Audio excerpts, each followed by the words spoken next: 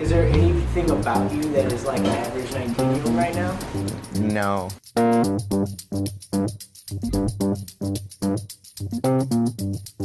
The idea of a normal person is like you're just kind of the status quo. When people have known about you for 5, 6 years, and they come in expecting a restaurant that's been open for 5 years. We're brand new, like give us a second, but it's that much more of a reason to push harder and do better. There's so much hype, and as of right now, I think we're proving it. You know, everyone's looking at us, everyone wants us to fail kind of to an extent. And we're just, want you to fail.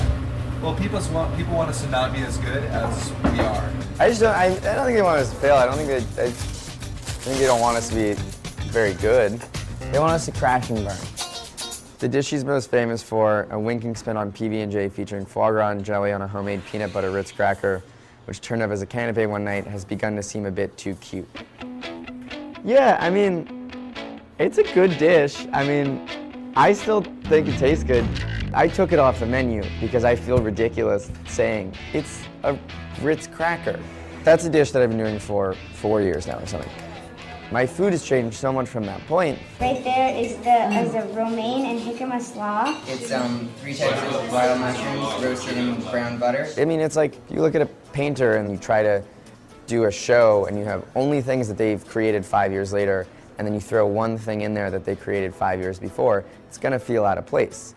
And that's why we did it for one menu and took it off.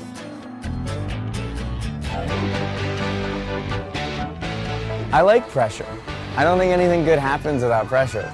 I welcome all the pressure and hopefully don't crack under it. Charlie, can you get me the lasagna? So far, so good, Charlie. It's been a big point of contention for the restaurant. So we make a lasagna out of ramps. Wow, yeah, that is pressed wrong, Charlie. Yeah, you can ski down this, Charlie. It's like a door stopper. It does look like a door stopper. The word teen is always put in front of chef. I mean, there's nothing I can do about it. I still do the same thing as a 34-year-old chef. I've gotten such great advice from all these chefs, and the best advice I got, which is sort of funny, is Daniel Hume one time told me, hear all the advice, but realize that what I'm doing is such a different path than any of the chefs that I've ever really worked for. When you do something very different and are trying to do something very different, you need to really sort of filter the advice more so than just take it. I'm very impressed by his knowledge. Go ahead. So these I am the are- apprentice today. Regardless of how old you are, your first restaurant's your first restaurant. That was the next thing for me to learn. I had done everything else. This was the next chapter that I wanted to figure out, and the only way to do it was to actually dive right in.